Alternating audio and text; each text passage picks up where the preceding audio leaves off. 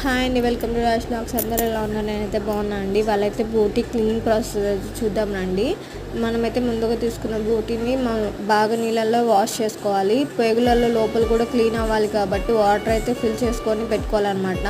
ఇప్పుడు వీటిని అయితే మనం పొయ్యి మీద ఉడికించుకుందాము. ఒక బౌల్లోకి అయితే తీసుకొని కడిగిన దాన్ని వాటర్ అయితే పోసి స్టవ్ మీద చిన్న మండం మీద అయితే మరిగించుకోవాలి. దీంట్లో అయితే మరిగిన తర్వాత ఒక టేబుల్ స్పూన్ పసుపు వేసి కిందికి పైకి అయితే బాగా తిప్పుకొని కలబెట్టుకోవాలన్నమాట. ఇదైతే దాంట్లో ఏమైనా ఉన్నా మంచిది చెడు ఏమైనా ఉన్నా పోతుంది అన్నమాట పసుపు వల్ల.